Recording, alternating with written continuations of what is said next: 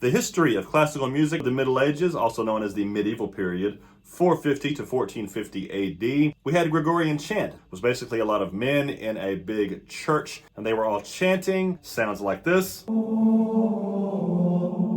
Guido d'Arezzo, who was very important in teaching how to read music and write the music down. And then you had troubadours, which were singers. They would travel from town to town singing songs to people. And then you have the Renaissance from 1450 to 1600. It was the rebirth of ancient Greek and Roman ideals. Choral singing obviously became much more harmonious during this point.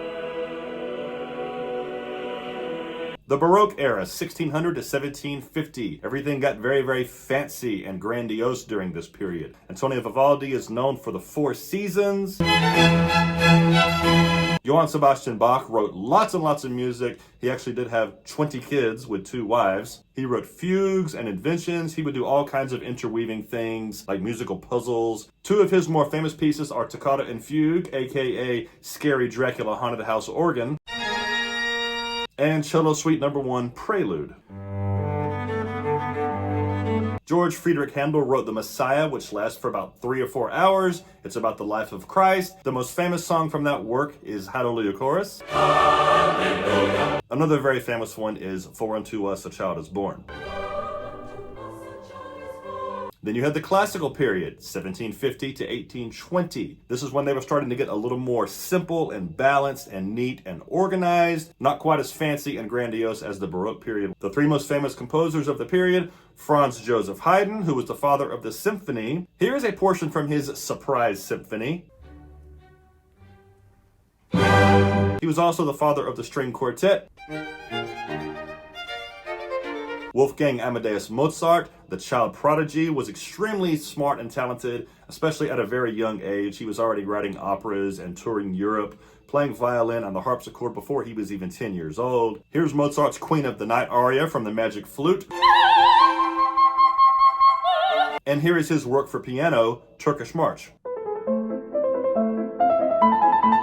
And Ludwig van Beethoven. He was known for being deaf. He could hear fine when he was younger. He wrote music, he performed. And then as he got older, into his 20s, he started to lose it, went totally deaf, but his brain still worked fine, so he could still write music. And he wrote lots of great stuff like Feuerlise, his 5th Symphony,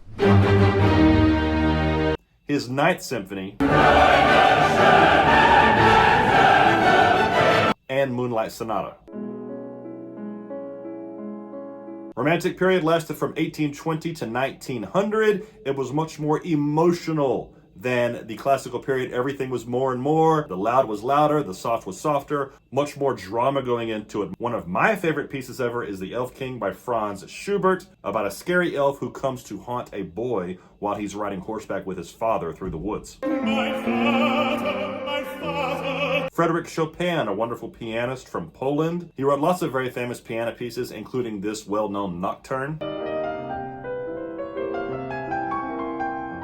Richard Wagner, one of the first composers who started to get away from the concept of tonality. Like, whoa, what's happening here? Where's the key? Where are we going? He wrote lots of famous operas, such as The Ring,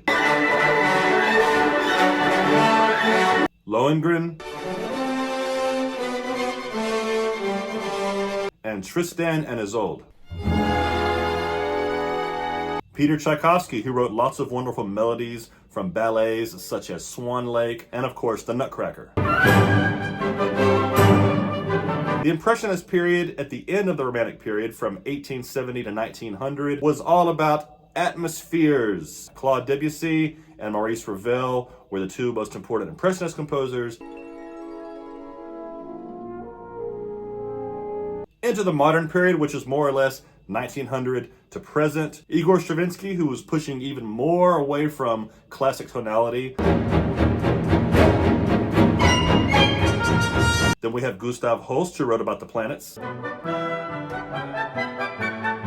Ralph Vaughan Williams, who wrote about the lark ascending. John Cage, who wrote 433, which is 4 minutes and 33 seconds of silence.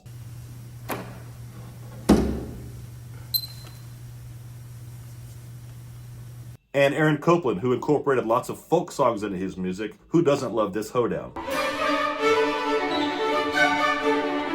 hope you enjoyed that. I really would appreciate it, guys, if you would like and subscribe and comment and share. Thank you so much for watching, guys. I appreciate it.